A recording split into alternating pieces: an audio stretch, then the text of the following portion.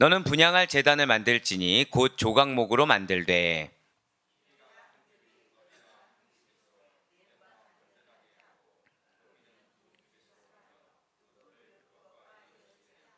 제단 상면과 전후 좌우면과 뿔을 순금으로 싸고 주위에 금태를 두를지며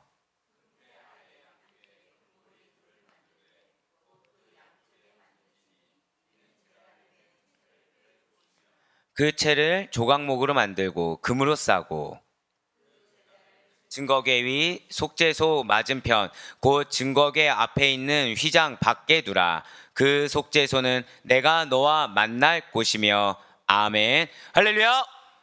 네, 오늘 변함없이 살아있는 주님의 말씀을 듣기 위하여, 그리고 우리가 이렇게 하루의 시작을 말씀과 기도를 하는 것을 주께서 기쁘게 받으시다 반드시 저를 따라 고백하실게요. 나에게 기업을 허락하십니다. 아멘.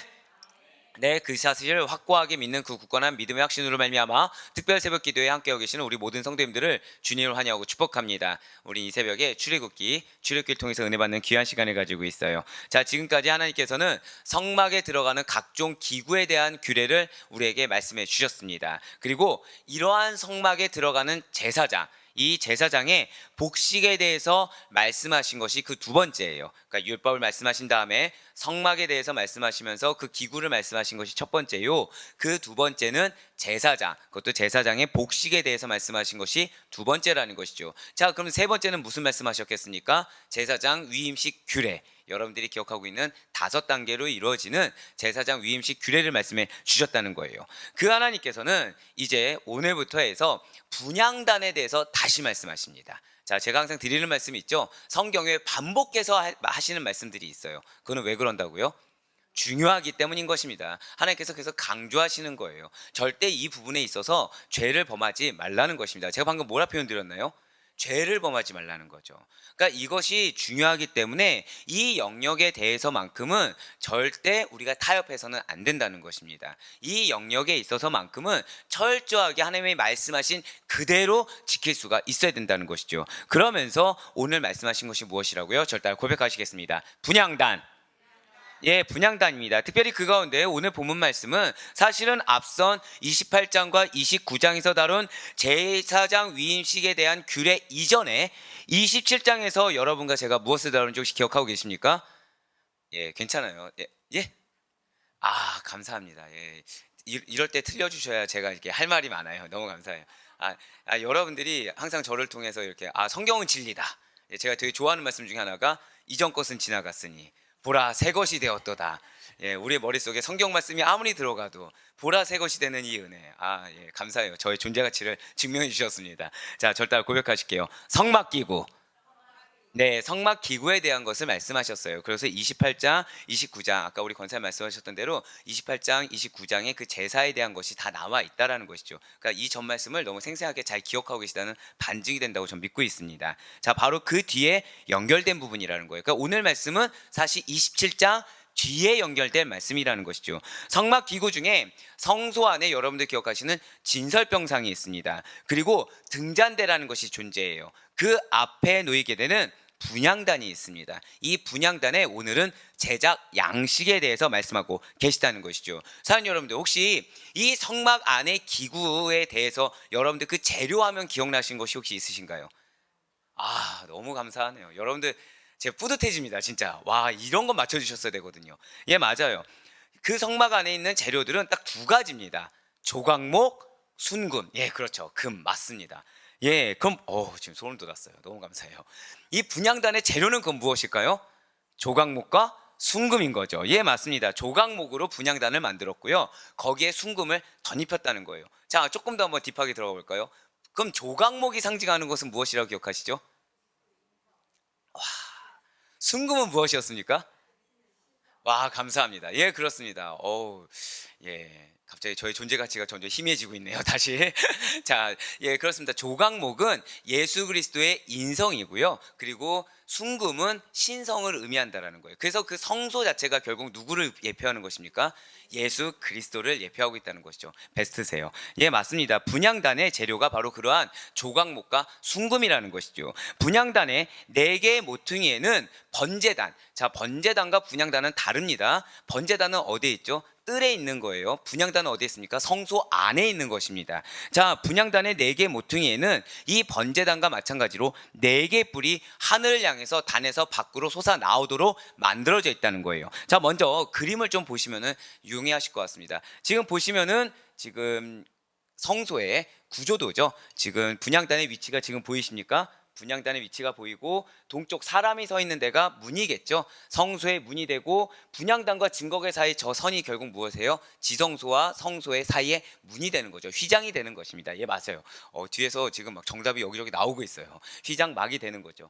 예, 지금 떡상이라고 하지만 진설병상이라고도 합니다. 지성소의 바로 밖에 위치한 것이 분향단이에요. 지성소 안에 위치한 것이 아닙니다. 분향단은 지성소 밖에 있어요. 성막 기구 중에 분향단이 사실은 지성소와 가장 가까이에 자리 잡은 성막 기구라는 것이죠. 지성소 안에 있는 증거궤, 언약궤 또는 법궤와는 맞은편에 위치해 있다라는 거예요. 성소 안에서는 보신 바와 같이 떡상 또는 진설병상이라고 합니다. 진설병상 떡상과 그 앞에 뭐가 있죠? 등잔대, 지금 금 등잔대 앞에 지성소에 들어가는 그 입구 쪽에 지금 배치가 돼 있다라는 것입니다. 자, 그렇다면 좋습니다.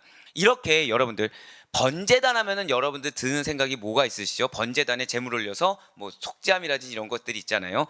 분향단을 설치한 주된 목적이 무엇일까요? 주된 목적이 오늘 정말 중요합니다. 잘 들으셔야 돼요. 그것은 제사장들이 절 따라 고백하실게요. 아침과 저녁으로 향을 올려드린다. 이 문장을 기억해 주세요. 그냥 분향단에서 제사장들이 아침과 저녁으로 끊임없이 향을 피워서 하나님께 올려드리도록 하기 위한 것이 분향단의 주된 목적이라는 것입니다. 그리고 이렇게 제사장들이 향을 끊이지 않고 피웠던 행위가 오늘날 우리 신약의 성도들이 하나님께 기도를 끊이지 않고 드리는 일을 예표하고 있다는 거예요. 이 분향단의 향이 무엇을 예표하고 있다고요? 기도를 예표하고 있습니다. 기도를 이거는 오늘 기억해 두셔야 돼요. 앞으로 분향단에 대해서 나오면 이 향을 올려드리는 거 딱 들으셨을 때 여러분들은 반드시 기도를 생각하셔야 됩니다. 그런데 제사장들이 어떻게 했다고요? 아침과 저녁으로 끊이지 않고 향을 피워서 하나님께 올려드렸다는 것이죠. 즉 우리들은 아침과 저녁이 결국 무엇을 상징하겠습니까? 시작부터 끝까지 계속 하나님께 기도로 우리는 올려드리는 것이 우리의 존재라는 거예요. 자, 이에 대해서 성경이 바로 이 표현을 쓰면서 그대로 증거하고 있다는 것이죠. 바로 시편 141편 2절 말씀과 요한계시록 5장 8절의 말씀입니다. 나의 기도가 주의 앞에 분향함과 같이 되며 나의 손드는 것이 저녁 제사같이 되게 하소서. 지금 앞에 보니까 뭐라 나와 있어요? 나의 기도가 뭐처럼 됐다고요? 분향함 같이. 자, 그 다음에 요한계시록 5장 8절 말씀 볼게요. 그 두루마리를 취해야 하심에 내 생물과 24장로들이 그 어린 양 앞에 엎드려 각각 검은 고와 향이 가득한 금 대접을 가졌으니 이 향은 뭐라고 나와 있습니까? 성도의 기도들이라. 아멘. 예, 그렇습니다. 항상 기도가 끊이지 않아야 함을 예표하는 거가 구약에서도 실제 이 이후의 시편 말씀을 보니까 기도를 뭐라고 표현하고 있어요? 향을 나누는 거. 예, 맞습니다. 분향함, 향을 올리는 걸로 표현하고 있고요. 신약에 와서 요한계시록, 신약의 마지막 요한계시록에서도 그 향이 뭐라고 표현하고 있습니까? 기도라고 표현을 하고 있다는 것이죠. 맞습니다. 항상 기도가 끊이지 않아야 함을 예표하는 것이 이 분향단에서 향을 끊이지 않고 피우는 행위라는 거예요. 그리고 오늘 본문 출애굽기 30장 1절부터 5절까지의 말씀이 바로 하나님께서 알려주신 이러한 분향단, 하나님께 기도를 올려드린다라는 것을 예표하고 있는 분향단의 제작 양식이라는 것입니다. 먼저 1절과 2절 말씀 보도록 하실게요. 너는 분향할 제단을 만들지니 곧 조각목으로 만들되 길이가 한 규빗 너비가 한 규빗으로 네모가 반듯하게 하고 높이는 2규빗으로 하여 그 뿔을 그것과 이어지게 하고. 아멘. 자, 지금 분향할 제단을 조각목으로 가로와 세로 한 규빗 높이는 2규빗으로 만들라고 명령하셨어요. 그리고 그 뿔을 그것과 이어지게 하고 라고 말씀하셨다는 거죠. 자, 지금 뿔을 떼어서 붙였습니까? 그대로 이어서 만들었습니까? 맞습니다. 등잔대와 마찬가지로 이어서 만든 거라는 거예요. 이어서 그렇게 이어지게 한다는 것이 바로 번제단의 네 뿔을 만드는 방식과 동일하고 이 등잔대를 만드는 양식과 동일하다는 것입니다. 기억하시고 계시겠지만 그래도 그림을 참고하시면 좀 도움이 되실 거예요. 자, 여러분들이 여기서 지금 주목해 봐야 될 부분이 있어요. 자, 지금 보면 분향단에 뿔들이 안에 있습니까? 밖에 있습니까?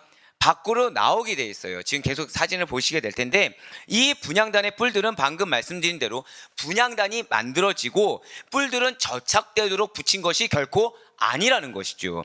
분향단을 처음 만들 때부터 본체와 한 덩어리가 되게 만들었다는 것입니다. 그래서 뿔이 밖으로 돌출되게 이어서 만든 거라는 거죠. 자, 당연히 여기에도 예표되는 상징성이라는 것이 있다는 것입니다. 분향단과 뿔이 이어지도록 만드는 것에 대한 예표된 상징성이 있다는 거예요. 자, 성경에서의 뿔은요, 하나님의 힘, 능력, 보호하심을 상징합니다. 자, 뿔이 무엇을 상징한다고요? 힘, 능력, 보호하심을 상징한다는 거죠. 그렇습니다. 자, 그런데 분향단은 무엇을 상징한다? 분향단에서 향 올리는 것이 무엇을 상징한다 말씀드렸어요? 기도죠. 그러면 분향단은 절 따라 고백하실게요. 성도들의 기도 생활. 예, 맞습니다. 성도들의 기도 생활을 상징하는 것이 분향단입니다. 따라서 뿔과 분향단이 한 덩이가 되도록 만든 것은, 잘 기억하세요, 성도는 기도를 통해서 하나님의 능력과 힘, 보호하심을 덧입을 수 있다라는 이 예표된 뜻을 반드시 기억하시길 바라요. 어떤 분들은 기도한다고 해서 하나님이 우리를 보호하시는 것은 아니야 라고 말씀하시는 권사님을 본 적도 있어요. 그것은 말씀을 정말 모르시기 때문에 하시는 말씀입니다. 실제로 지금 구약이에요. 그런데 구약에서도 지금 기도가 예표되고 있습니까? 안 되고 있습니까?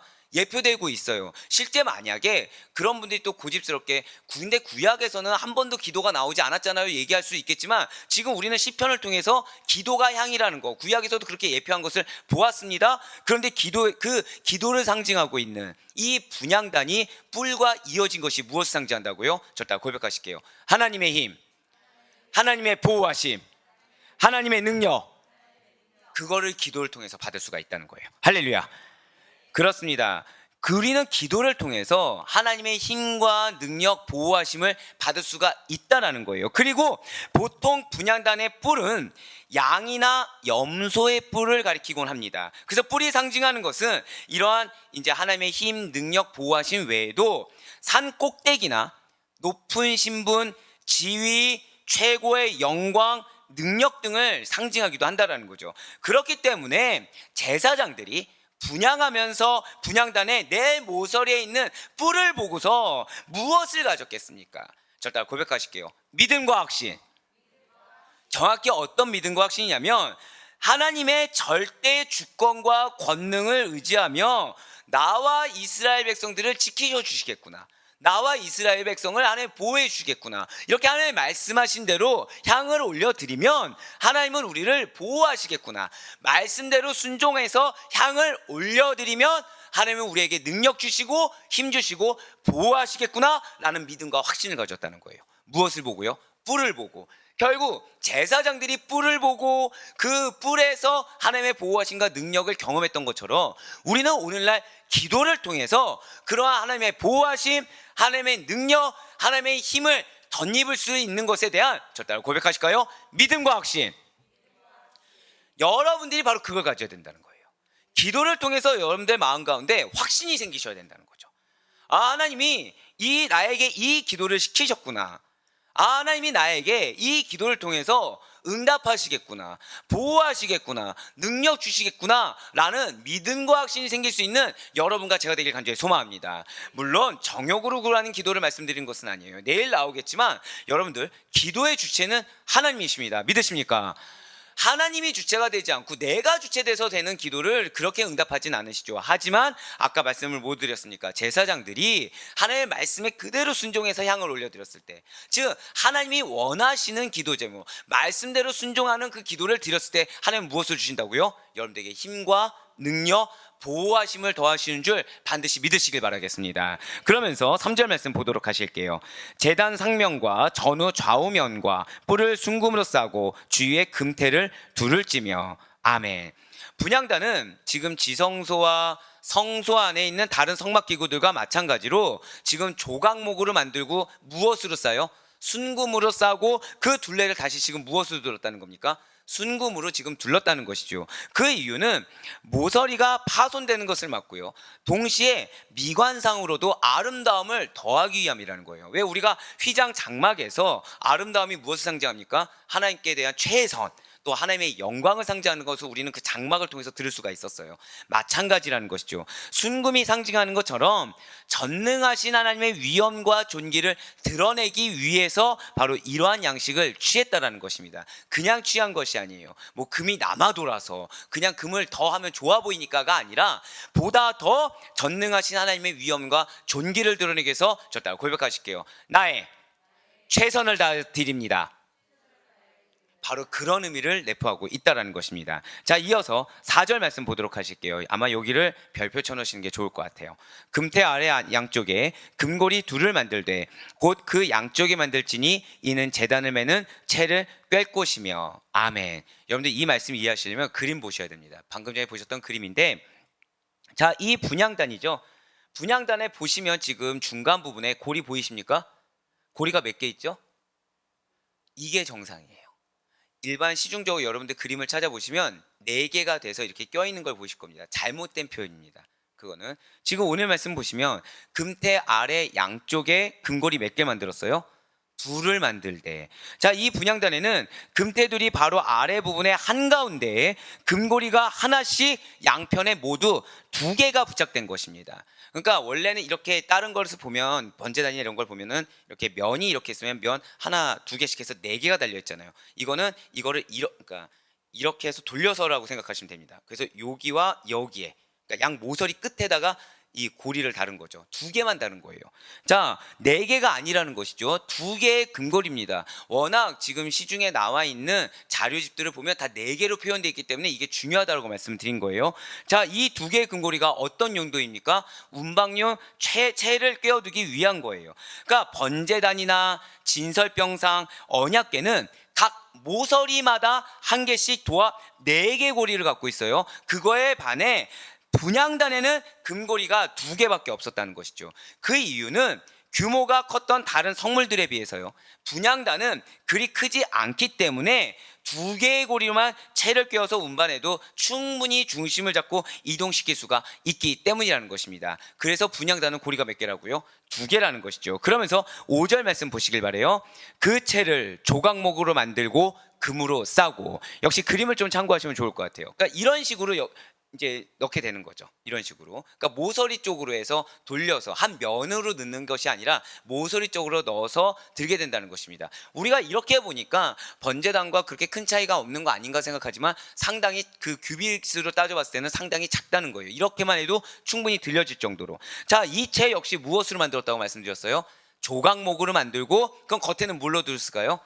순금으로 도금되어 있다는 것이죠. 그래서 항상 양편 금고리에 꿰어진 채 보관되어 있다는 거예요. 그래서 이동 시에 레위인들이 거룩한 하나님의 성물인 이 분향단에 손을 대지 않고 운반할 수가 있었다는 것이죠. 자, 그런데 여기서 이 채에 대한 또 다른 하나님의 신학적인 의미가 또 있다는 것입니다. 채는 사실은 다른 거룩한 성물들에 비하면 중요합니까? 안 중요합니까? 그냥 얼핏 봤을 때는 막대기 하나에 불과하죠.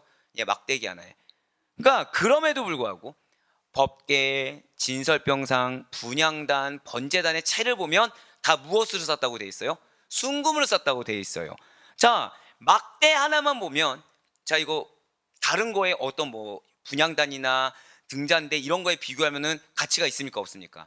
막대 하나로만 봤을 때는 별로 그렇게 가치가 없다는 거예요. 막대 하나로 봤을 때는 지극히 보잘것이 없다는 거죠. 그런데 중요한 것은 이 막대기가 무슨 용도냐에 따라서 가치가 달라진다는 거예요. 자, 이걸 기억해 주세요.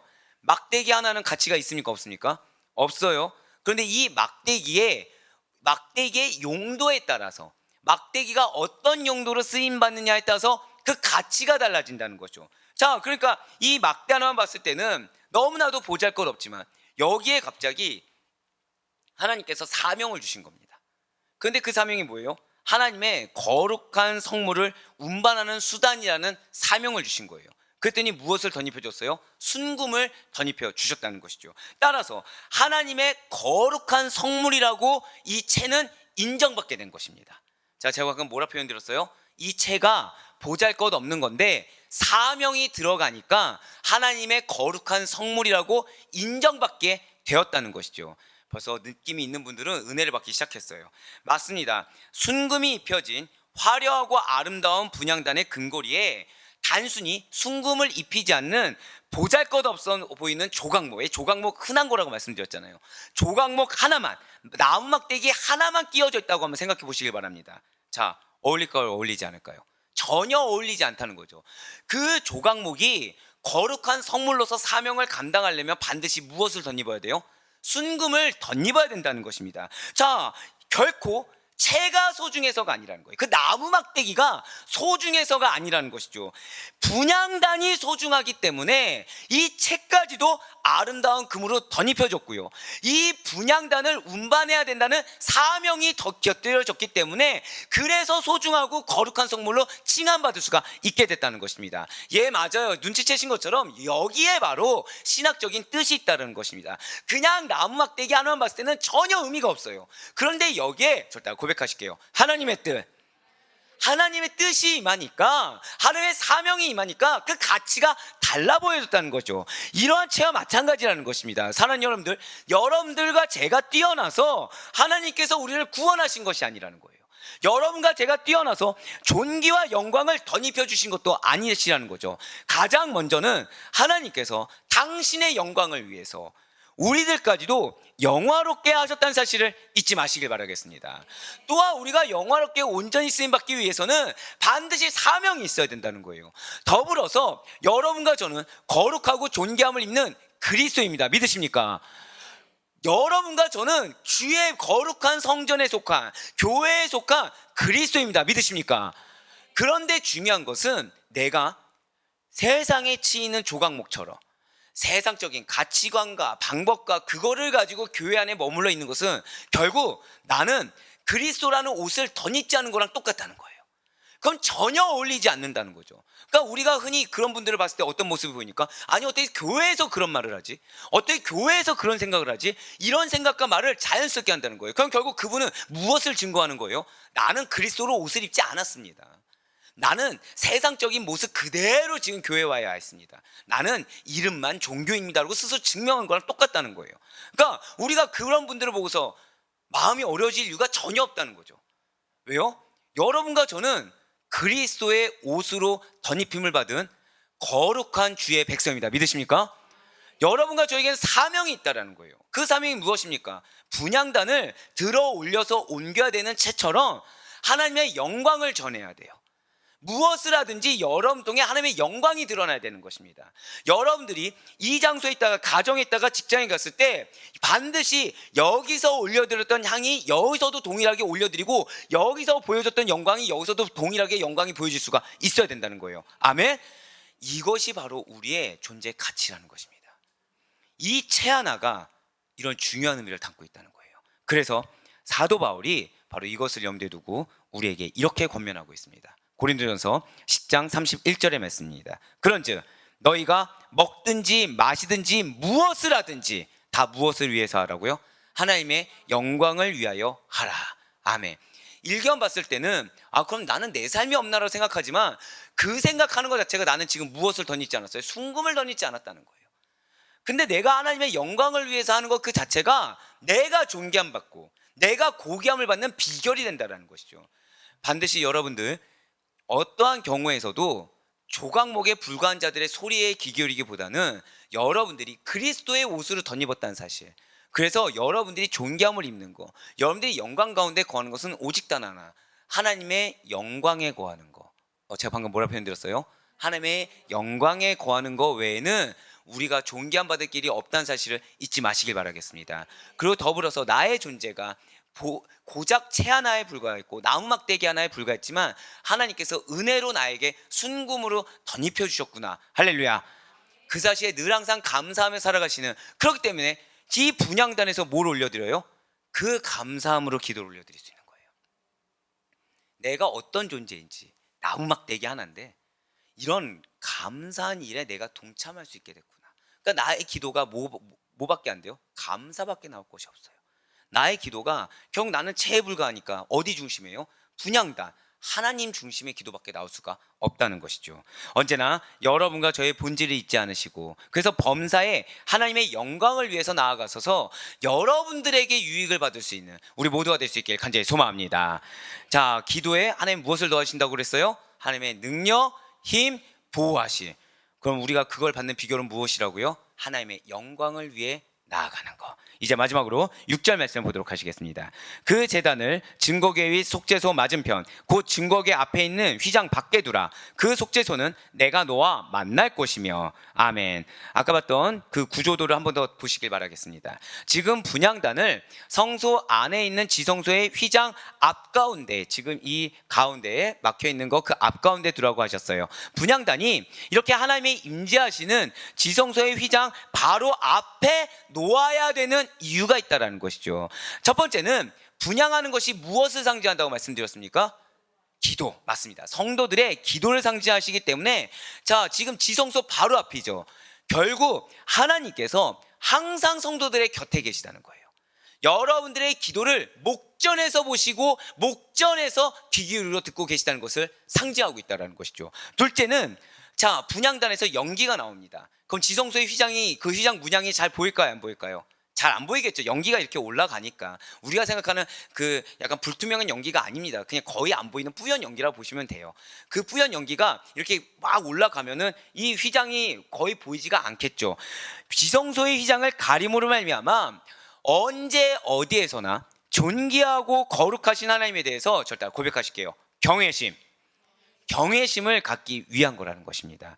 그러면서 이 속죄소는 어떤 곳이라고요? 내가 너와 만날 곳이야 라고 말씀해 주셨다는 거예요. 그렇습니다. 속죄소는 여호와 하나님 당신이 임재하시사 모세와 교제할 곳입니다. 그런데 여기서 우리는 한 가지 특이할 만한 사실을 발견할 수가 있다는 거예요. 아까 위치도 잠깐만 다시 보여주세요. 자, 지금 분향단은 속죄소, 지성소 안에 들어가 있습니까? 아니면 밖에 있습니까?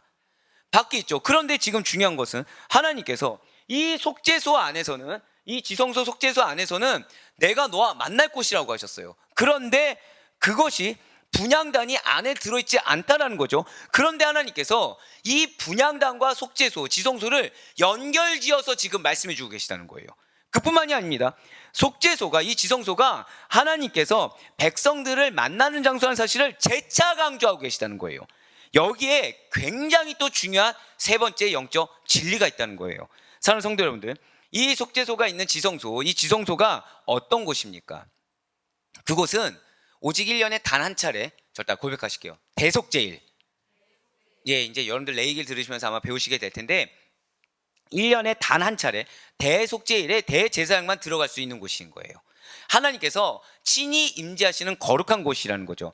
두꺼운 휘장으로 가려져 있고요. 그래서 사람들이 가까이 할 수도 없고 그 안을 감히 볼 수도 없습니다. 하지만 중요한 것은 분향단에서 드려지는 향은 맡을 수 있나요, 없나요? 맡을 수 있겠죠. 즉, 기도를 통해서 하나님의 임재가 있는 지성소를 바라보며 우리는 비록 이 지성소 안에 들어가 있지 않지만 하나님께서 분향단과 지성소를 하나로 묶어서 얘기하셨듯이 그 밖에서도 하나님을 만날 수가 있다는 거예요. 구약의 제사장들은 하나님께서 임재하시는 곳이 비록 휘장으로 가려져 있었지만 그들은 이 분향단을 통해서 하나님의 은혜의 보좌를 볼 수 있었어요. 뿔을 통해서 보고 믿고 확신할 수 있었습니다. 향기를 통해서도 알 수 있었어요. 그러면서 하나님의 임재를 체험할 수가 있었다는 것이죠. 예, 그리고 이 사실은 오늘날 우리들도 마찬가지인 것입니다. 아마 모든 그리스도인들은 하나님을 뵙기를 간절히 사모할 거예요.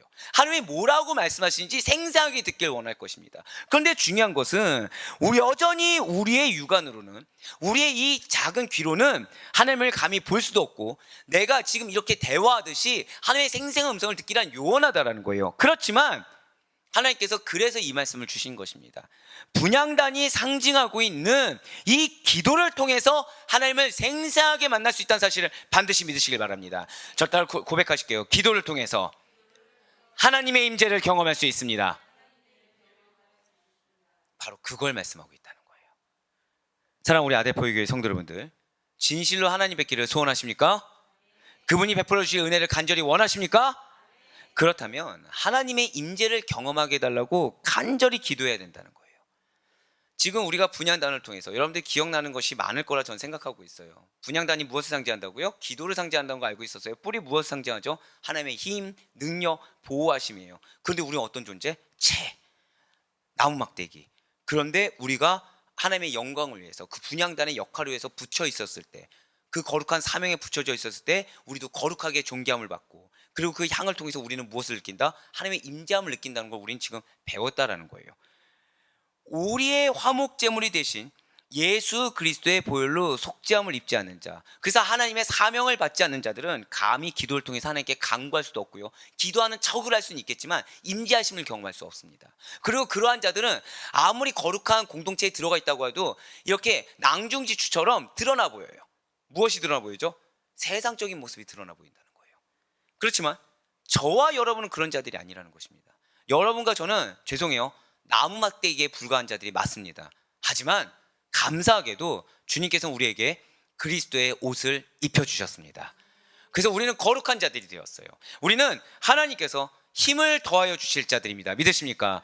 우리는 하나님의 보호하심을 받는 자들입니다. 믿으십니까?